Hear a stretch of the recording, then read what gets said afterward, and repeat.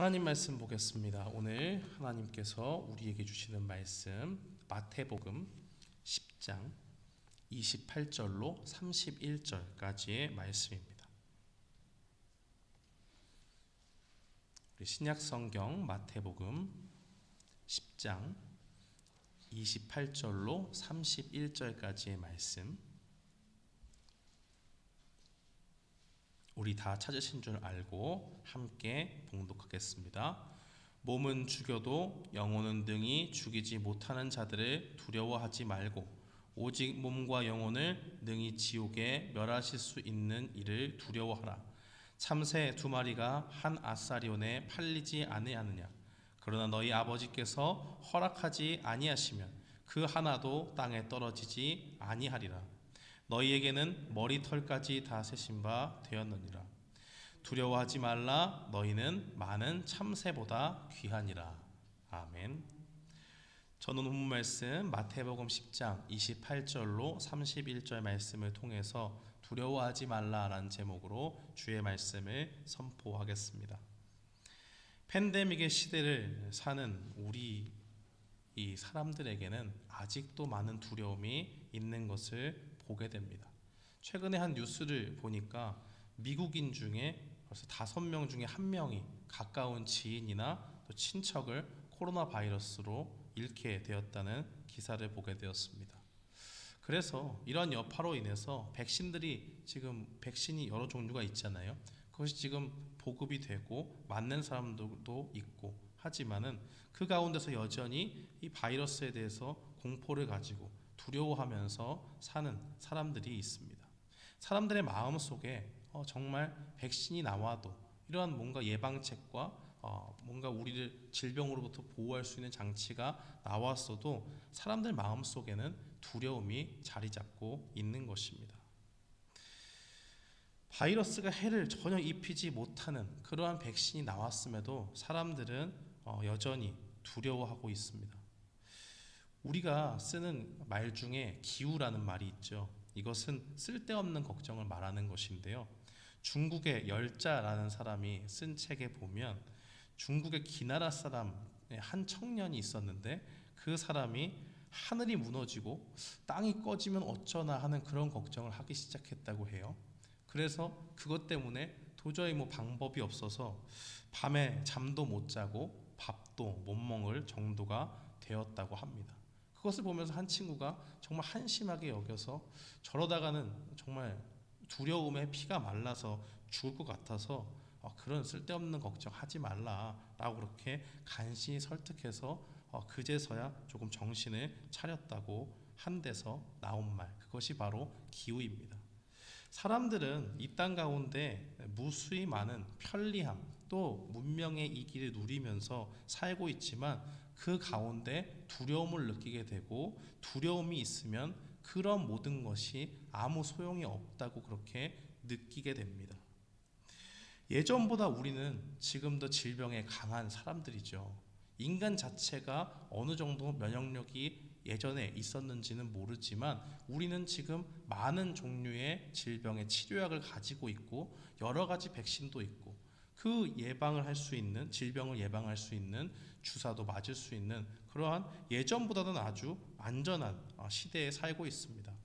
집도 예전보다 튼튼하게 짓고 있어서 우리는 더욱더 안전하게 살 수 있고 문명의 혜택을 보면서 안전에 투자를 많이 하고 더 튼튼한 차와 이동시설을 통해서 우리는 안전한 그러한 세대를 비교적 살고 있습니다. 그러나 이렇게 시대적인 상황 속에서 우리가 예전보다 많은 안전한 상황 속에 살고 있지만 그 속에 두려움이 틈타게 되면요, 우리가 어떤 튼튼한 갑옷을 입어도 소용이 없습니다. 철옹성 같은 성에 산다고 해도 그 마음속에 두려움이 찾아오게 되면 이 기나라의 청년처럼 이 쓸데없는 그 걱정 하나 때문에 아무것도 하지 못하고 말게 되는 그런 무력한 인생을 살게 되는 것입니다. 그러므로 오늘 우리가 만일 우리 삶 속에서 우리가 두려워하는 그런 모든 상황이 있다면 이것을 빨리 해결하는 것이 중요합니다. 그렇지 않으면 마음속이 불안해져서 정말 두려워져서 마음은 정말 지옥 같은데 아무것도 할 수 없는 그러한 인생이 되고 마는 것입니다.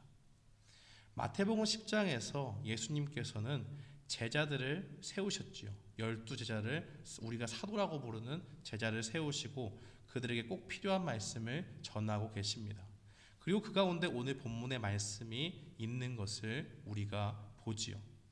우리는 이 땅을 살아가는 예수님의 제자로서 결코 무시할 수 없는 이 두려움의 문제를 해결해야 한다는 사실을 직시해야 됩니다. 그렇다면 어떻게 이 두려움을 우리가 극복하고 물리칠 수가 있을까요? 먼저 우리가 기억해야 될 것은 우리의 삶 속에 우리를 두렵게 하는 고난이 언제나 기다린다는 사실을 인지하고 있어야 됩니다. 28절 말씀에 보면 예수님은 우리가 두려워하지 말아야 하는 대상을 알려주십니다. 몸은 죽여도 영혼은 능히 죽이지 못하는 자들을 두려워하지 말고 라고 그렇게 증거하죠. 몸을 죽일 수는 있어도 영혼은 손댈 수 없는 사람들, 그 사람들이 누굽니까? 바로 우리가 이 땅에서 함께 살아가고 있는 예수님을 믿지 않는 사람들입니다. 그 예수님을 믿지 않는 사람들이 예수님을 믿는 것 때문에 우리를 고난에 빠뜨릴 때가 분명히 온다는 것입니다. 예수님께서는 오늘 본문에 앞서 제자들이 어떤 삶을 살게 될지를 분명히 말씀하셨습니다. 마태복음 10장 17절로 18절 말씀을 보면 사람들을 삼가라, 여기서 삼가라는 건 주의하라는 거죠. 그들이 너희를 공회에 넘겨주겠고 그들의 회당에서 채찍질 하리라. 또 너희가 나로 말미암아 총독들과 임금들 앞에 끌려가리니 라고 그렇게 증거하고 있습니다. 사람들은 누구나 예수님을 믿으면 예수님의 제자가 되면서 기대하는 바가 있죠. 예수님의 제자니까 자신들도 예수님처럼 능력이 있어서 모든 어려움이 왔을 때 그 모든 것을 피해가게 되고 혹 그 가운데 처했을지라도 그것을 아주 능숙하게 기적적인 능력으로 물리치고 승리하는 영화 같은 삶을 꿈꿉니다. 그런데 오늘 우리가 주인으로 섬기는 우리의 왕이 되시고 우리의 주인이라고 하시는 그 예수님께서 이 12제자 사도를 불러서 제자의 삶이 무엇이라고 말씀하십니까? 한마디로 고난의 삶이 제자의 삶이다라는 것을 말해주고 있는 것입니다. 이렇게 간단하게 요약해서 말해서 그렇지 이 고난의 정도가 어느 정도인지 우리가 감을 제대로 잡게 하기 위해서 예수님이 말씀하십니다.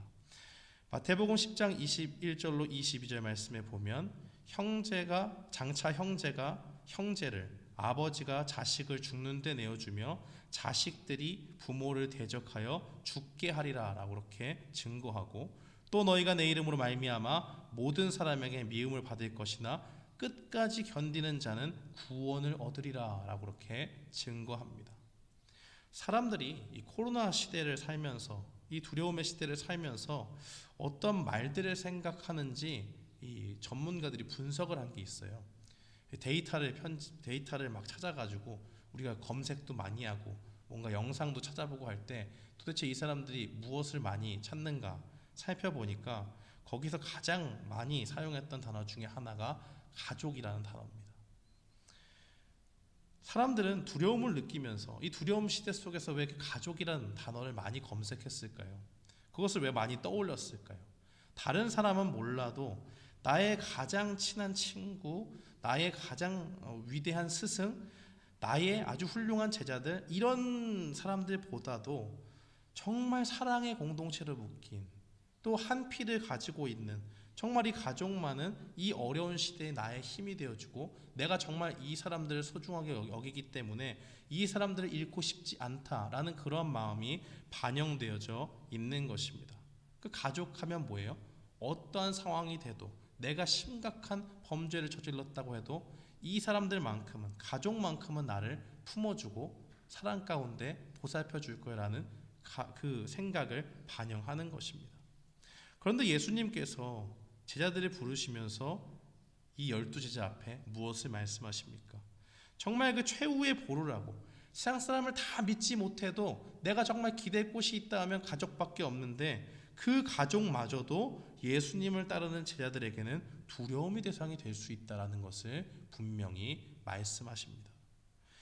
내가 정말 사랑하는 대상이 예수님을 믿는다는 그 이유 하나만으로 나를 죽음의 자리로 내어주는 그 고난, 그것이 제자가 받는 고난의 정도라는 것입니다. 극심하죠. 22절 말씀해 보니까 제자들에게 가족뿐만 아니라 이 세상의 모든 사람들이 예수님의 제자라는 이유로 우리를 미워할 것이다 라고 그렇게 말씀하고 계십니다. 이것은 결국 예수님을 따르는 제자들의 삶이 한마디로 이야기하면 고난받는 삶이요, 단순히 조금 어렵고 잠깐 어렵고 이런 것이 아니라 그 일생에 있어서 아주 전방위적인 사방에서 몰려오는 적들과의 싸움이요, 그 모든 사람들에게서 고난을 받는 삶임을 증거하고 있는 것입니다. 사랑하는 성도 여러분, 예수님 믿으면서 우리가 도대체 무엇을 기대했습니까? 믿음으로 기도하면 뭔가 내 삶에 기적이 일어나고, 줄이고 베풀 때 막 기도하면 만나가 떨어지고 막 이런 능력의 삶을 우리가 기대했습니까? 이런 기대를 가지고 예수님을 믿었고 지금도 믿고 있는 그런 내 삶에 또 나의 기대가 무엇인지 우리가 생각해 봐야 됩니다. 근데 우리는 그런 기대를 가지면 가질수록 삶에서 실제로 느낄 때 어때요? 그런 나의 삶과 나의 기대가 조금 너무 동떨어진 것 같다라는 생각을 할 때가 있습니다. 막 기도하고 나왔는데 능력이 나타나지 않을 때가 있어요. 그럼 그 가운데 어떻게 될까요? 나의 기대가 무너지고 하나님에 대해서도 원망스러운 마음이 생깁니다. 그 가운데서 세상의 삶을 두려워하고 하나님 믿어도 내가 이게 안전한 게 아니구나 라는 생각을 하게 된다는 것입니다. 혹시 이러한 고민 가운데 있다면 오늘 예수님의 말씀을 들으시기 바랍니다. 우리의 기대는 시작부터 틀렸습니다. 예수님은 그 말씀을 받는 제자들에게, 자신이 뽑아서 주님 앞에 세운 그 제자들에게 제자들의 삶이란 미움받고 고난받는 삶이라고 분명히 말씀하셨기 때문입니다. 우리는 이 고난을 생각하지 못했습니다. 이 고난을 기대하지 않았고 정말 원치 않았습니다. 그렇게 한 이유는 정말 능력이 많으신 예수님께서 우리를 보살펴 주시기 때문에 우리는 그런 고난도 생각하지 않았다 이렇게 얘기할 수 있어요. 그런데 마음을 가만히, 우리의 내면을요 가만히 살펴보면 그 깊은 내면에 무엇이 있는지 아십니까? 의도적으로 힘들고 고난받는 삶을 회피하고 싶은 중심이 있는 것입니다. 예수님께서 분명히 제자들에게 능력을 부여하셨습니다. 니네는 이제 고난만 받아 이렇게 말씀하신 게 아니에요. 마태복음 10장 1절에 보면 예수께서 그의 12 제자를 부르사 더러운 귀신을 쫓아내며 모든 병과 모든 약한 것을 고치는 권능을 주시느니라. 능력을 분명히 부여받았습니다. 그런데 사람들의 욕심이 어때요? 나 좋은 것만 생각하는 거예요. 내 기대에 맞는 것만 원하는 거예요. 하나님의 말씀을 전체를 놓고 보는 것이 아니라 내가 듣고 싶은 말씀만 받아요. 그래서 마치 예수님의 말씀이 1절에서 끝난 것처럼 여기는 것입니다. 그런데 예수님의 말씀은 1절에서 끝나지 않았습니다. 21절도 말씀하셨고 22절도 말씀하죠. 예수님은 제자들에게 자신의 능력을 주셨습니다. 그러나 능력만 주신 것이 아니라 고난도 함께 주셨다는 것을 기억해야 합니다. 많은 사람들이 고난받는 것을 싫어하기 때문에 하나님의 말씀을 일부만 들어요. 또 그러고 싶어 합니다. 같은 장의 능력과 고난을 말했음에도 불구하고 의도적으로 나의 원함과 욕심 때문에 고난의 말씀은 빼고 듣는 것이죠. 사랑하는 성도 여러분, 예수님은 분명히 자신을 따르는 사람들에게 확실한 영생을 보장하셨습니다. 그러나 우리가 기억해야 될 것은 그 확실한 보장 가운데 능력만이 있는 것이 아니라 그 가운데 고난도 있음을 알고 있어야 됩니다. 우리가 예수님의 말씀을 경청한다면 예수님을 믿는 믿음으로 나를 두렵게 하는 상황이 온다는 것을 당연하게 여겨야 됩니다. 그것은 두려운 것이 아닙니다. 그 나를 힘들게 하는 고난의 상황들을 나를 넘어뜨리는 그러한 우리가 기대치 못했던 그러한 상황이 아니라는 것입니다. 우리들의 주인이신 예수님께서도 하나님과 동등한 능력을 가지시고 이 땅에 오셨지만 죄인인 우리를 위해서 무엇을 당하셨습니까? 무력한 사람처럼, 힘없는 어린 양처럼 고난을 당하시고 십자가에 고초당하셔서 죽으셨습니다.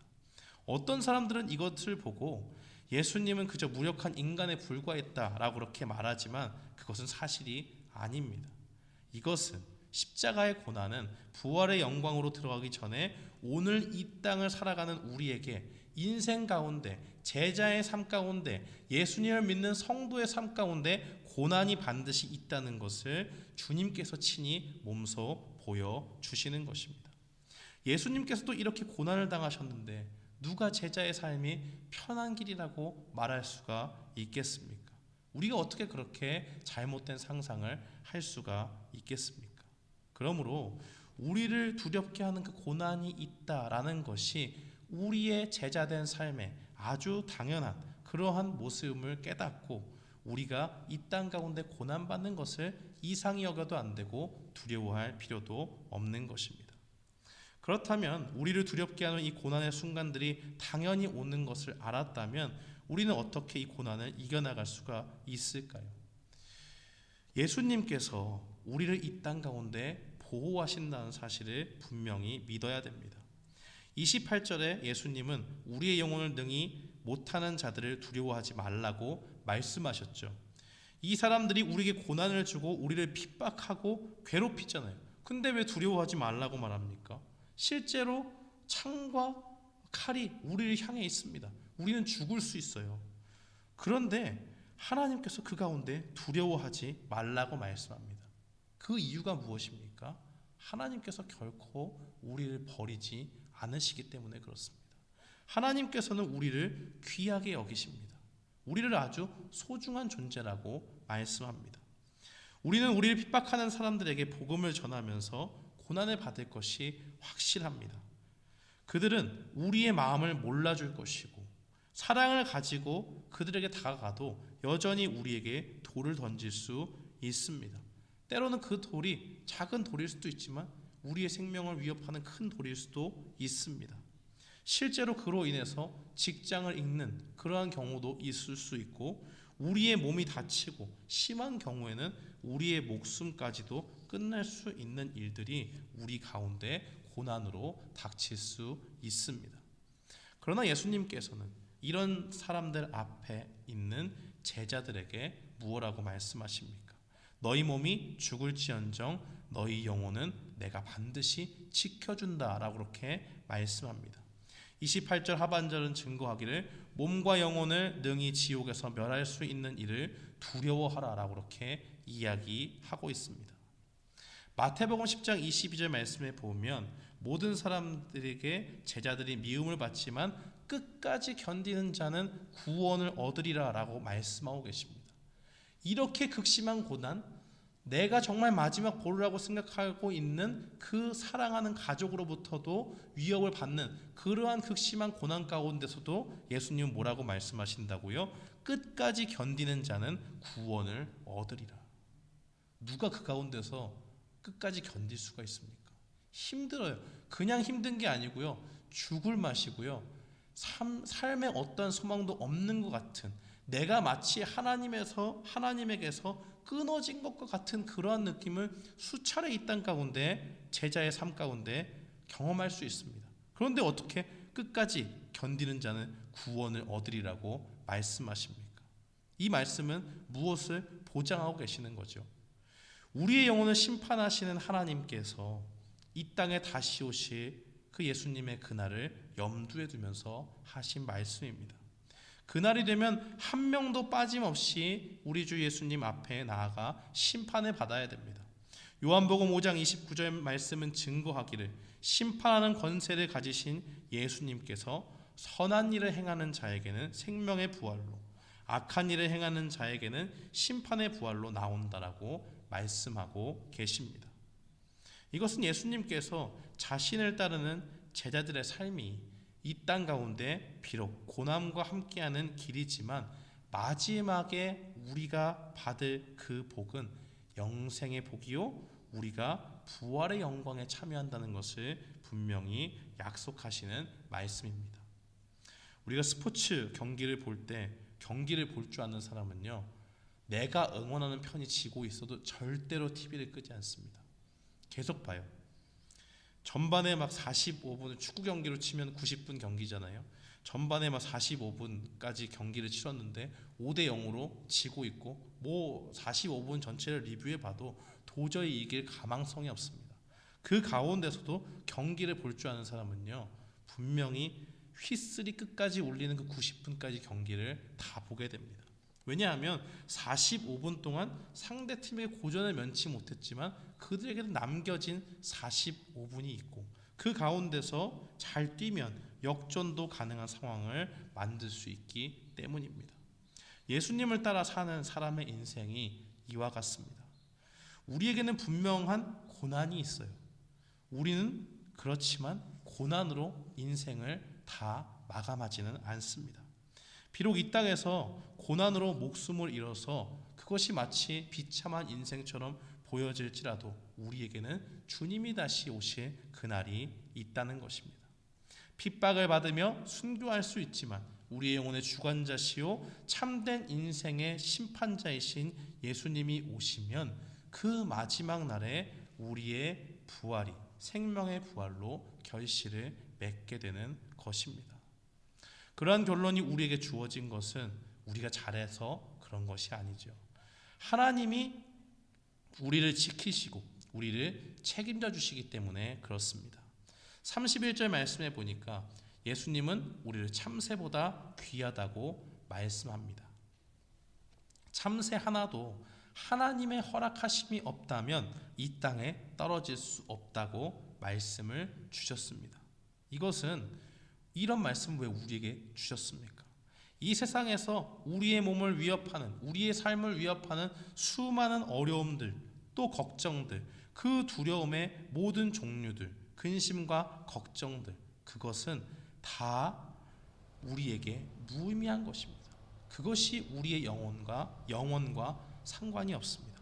다 그것이 무력하게 되는 것은 결국 우리를 주관하시는 하나님께서 허락하지 않으시면 우리에게 하나도 일어나지 않게 되는 그러한 기후와 같은 일들이 될 수 있다는 것입니다.